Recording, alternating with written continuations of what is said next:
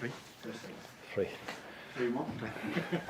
Oliver, first of all, how's Alisson? Is he ready to return? Where is he in his recovery? We think he is. He trained yesterday a part of our session with the group, so we expect him to do the whole session today. So we think he's available, but of course we have to train today. And of course we're really happy with Alisson being back, but I want to emphasize on the fact that Queeve did really well in the 2 games he was on goal for us. So another example of me having 2 and I think even 3 good options in certain position in this in goal. Whereas in your forward line, you've got 6 options. Just thinking, Jota scored 2 goals against West Ham. Salah's got 4 goals in his 7 games so far. Gakpo's off the mark with 2 against West Ham.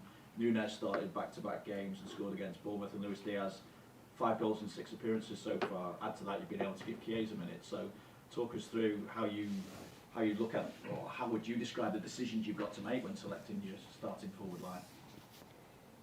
For me, it says 2 things. It says, one, that these players have a lot of quality, and second of all, it says that the team is always creating chances for the players that we are selecting for that game. Because if we play Cody or if we play Lucio, the team is just creating chances for these individuals, and because they have so much quality, they can make this promote this to assists or goals. So yeah, that's what it says to me. Also, it's just, I need to follow up on that, just because it's showing that they're sharp as well, whether they've been out of the side, they're coming in and producing. How are you able to maintain that sharpness when they're not necessarily getting, the maximum amount of minutes? Yeah, that's the positive thing about playing so many games, that these players will always play a lot of games. And I think they understand that they can't play every game unless it's absolutely necessary. To keep them fit and sharp and to keep them ready to perform like they do. So as long as they accept the situation as it is, and that's what they're doing at the moment, because they have good numbers, and I see them smile a lot as well, then it's a very positive thing for us, and that's also one of my things on my job.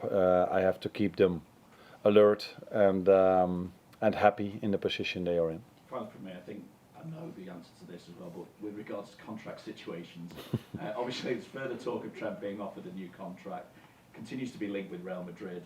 How disappointed would you be if you only got to work with Trent and or Virgil or Mo for just 1 year? Because I'm guessing you're not going to bring us up to date on what the contract situation is at the moment.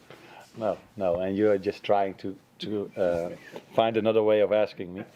I'm very happy that these 3 players are in my team at the moment, and there are a lot of games to be played in this season, and especially also in the upcoming week and weeks. So I'm really happy that I can select them, and let's see what the future brings. Continuing on with that theme of the depth of the squad, Curtis Jones obviously impressing in midweek as well, particularly after the change of position, when it's so necessary in this busy period that you've already spoken about. How impressed are you with this inherited squad's willingness to learn, adapt on the job, on the go? I think I've said it on many occasions already that I'm really happy with the squad I inherited, not only because of their quality, but maybe even more about the culture that Jurgen left behind. So all these players are team players, so they accept their role even if they are not playing. And they always want to work hard for the team first, and yeah, it's been a privilege to inherit a squad like I inherited from Jurgen. Wolves, obviously the opposition, struggling to get off the mark this season, just 1 point from their 5 games. What do you expect from them this weekend? I don't think it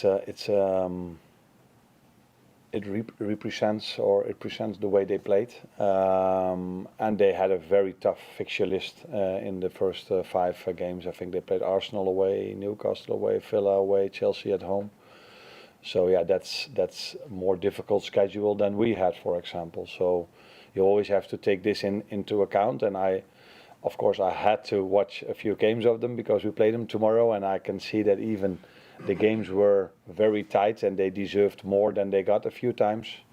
So I think they will be fine during the season. Hopefully not tomorrow, but they will be fine in the end of the season. Mike? Hi there, Arne. More encouraging signs this week with the victories against Bournemouth and West Ham. But in both games, you gave up quite a lot of chances to the opposition. How much of a concern is that? Because excellent goalkeeping from Quibin Kelleher in both games, but you can't always guarantee that goalkeeping excellence, even despite the fact you've got quality in that position. Yeah. Now the last thing you say is very important for us in the last two games, that we have a lot of quality in that position. On the other hand, we create a lot of chances as well, but in an ideal world we don't concede as much as we did in the last two games. But if there's one big difference for me between my former club and the competition I worked in and this competition, is that every team has so many quality players in their squad and in their team, that they're always able to create chances as well. So you also have to give credit to the teams we face and the quality they are having, but we need to do better in that aspect if we want to keep clean sheets more and more often. So we keep emphasizing on that. One of the reasons why the other team doesn't score that easy, it's also because we have a good goalkeeper, but if you every time count the bodies that are inside our 18-yard box the moment the other team gets a chance, that's also a real positive thing, and it makes it more difficult for the other team to score as well. Well, how do you address the question of doing better defensively? Because there's clearly a risk and reward element to the way that you play. Is it tinkering with what the players do individually and so therefore collectively? No, it's mostly about working on it collectively, but in our last game I think a few chances also came from set pieces. The goal they scored also came from a set piece, and their second big chance in the game was also a set piece. Then we lost one time the ball so easy where Summerfield could go on a 1v1. So, but as always, it's always about the collective idea. That is what we have to improve, and then the individual quality that we have helps, of course, to become better as a team as well. Thank you. Rob? Arne, I was interested to read in your programme notes midweek that you kind of challenging the players to show you how they react to certain situations. Interested to know maybe if there's anything particular that you've learned in the last week or so that maybe you weren't aware of before, or anything that stood out in particular?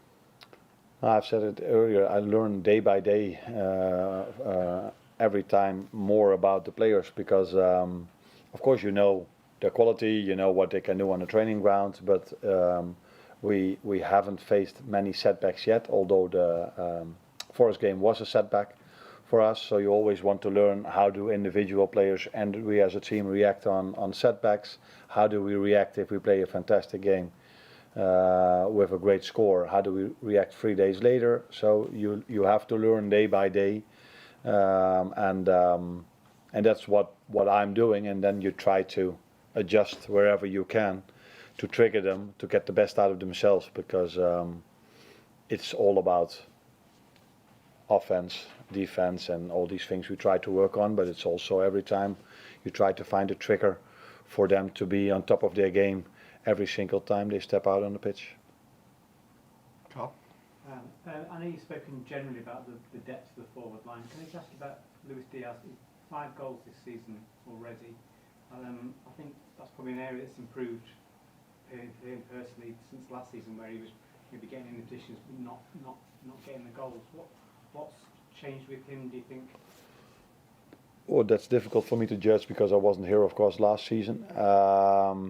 It's still a small sample size where we are talking about, and I said before also, when it comes to us winning quite a lot of games, that till now we've faced almost all the team we faced are on the bottom league of the table, is the way you say it, where of course we expect United to be on top of the table in the end of the, maybe not on top, but in the top of the table in the end of the season. So there's still a lot for us to prove. Maybe the fixture list helped us by this amount of goals the forward scored, and let's see if we can keep scoring so many goals if the fixture list is getting harder and harder, starting tomorrow in a difficult away game against Wolves. Have you done anything specific with him in terms of improving his output for goals? No, I don't think so. Not particularly with him. Yeah, we train on a daily basis, trying to get them as most as we can in certain situations, and then help them in the best possible way where to position themselves and how to what to do in certain situations. But it's mainly also in this last third of the pitch, the quality of the player and the finishing he has, and I think he always had this. And I wasn't even that aware of the fact that how many goals did he score last season? 8. Okay. For me, he was someone who could score a goal, and 8 is for his quality, not of his standards, I would say. But did he play a lot? Did he play every game? Yeah. Okay. So then I think he just comes back to his normal situation. Maybe he was a bit unlucky last season, but a player of his quality will always score a lot of goals in every season. Arne, one of the hallmarks of Wolves' season so far is they've been starting very quickly in games. So I think they've been ahead at half-time in both of their last 2 games, even though they went on to lose those. And the same happened when Liverpool went there last season. And then if you look at Liverpool's last few games, you have the goal away in Milan, but there was a couple of early moments against Bournemouth and against West Ham where maybe concentration wasn't at its highest. What do you put that down to, and is this something you've stressed ahead of this challenge against Wolves? If you look at us, our games, I think it's always in a game, the first 15 to 20 minutes, both teams have a lot of energy and they're all very hard and try to get maximum energy in the start, and then after 10, 15, 20 minutes the game mostly settles down, and then the team that, in my opinion, plays the best football gets the ball a lot and starts to play. But the first 15 to 20 are always 2 teams that are doing this. When it comes to Wolves, I'm not surprised that they go up because they play really good football, and I think they've been really unlucky not getting the results they might have deserved. And even last season, because that game where Liverpool won, they were also 1-0 up, and I think it took to the 85th minute where Robbo scored a goal, which he doesn't do a lot. But so that was also a tough game for us. So I think the players who played that game, and almost all of them are still in the team, know how tough it is to play over there. So we need to be ready from in the start, but that you need to be in every game, because like I said in the beginning, it's always 2 teams full of energy trying to come out in the best possible way. Any more last ones? Arne, how do you feel you came in and started the season after Jürgen? How do you feel, are you pleased with the progress of the team so far, where you are in the table? Did you expect to be this high up, especially with the fixture lists that came out?